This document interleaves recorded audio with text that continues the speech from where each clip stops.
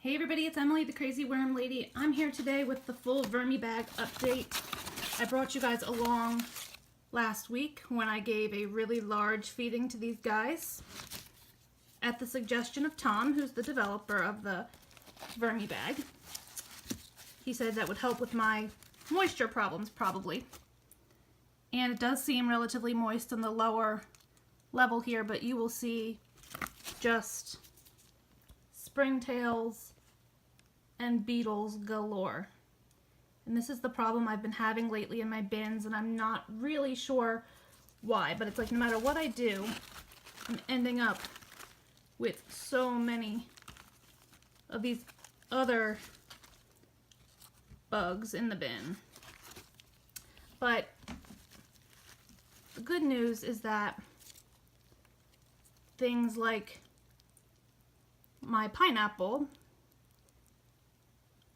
are getting attacked by these worms, and again, this is something that I've now, in my opinion, pretty much proven is not detrimental to your worms in small amounts. But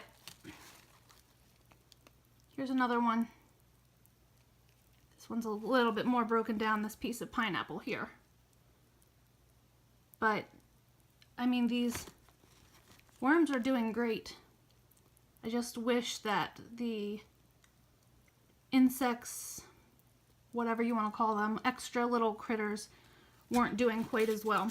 But, all in all, things in here are looking really nice. And look, just down a few inches, we just have beautiful, beautiful, beautiful castings. I did peek in front of the window before I started the video, and I didn't take a shot of it because honestly there's like nothing to see. I think since I did my feeding further back, there was very minimal activity around the window today. But I felt like it was necessary to kind of try a more dramatic approach to getting the moisture under control in here. And I do think that Tom is right. The moisture does feel much better in here than it usually does. I did not add any moisture to the top of the bin the last few days. And I usually do, like every other day. I'll water it a little bit. And I haven't done that. And of course the stuff on the top was still dry, but everything down beneath here is perfectly fine. Loaded with worms. Look at this. I mean, absolutely loaded.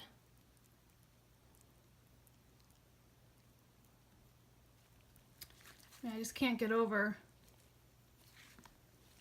how sometimes it's like I wonder where all of my worms are, and then you give them a little something that they really like, and then you get an explosion and all the worms come right up to the top, and it's really fun to watch. So they seem to be doing quite well. I'm gonna bury some of these pieces of bedding in here to see if that can keep everything moist for us, and then I'll be back with you guys next week for an update.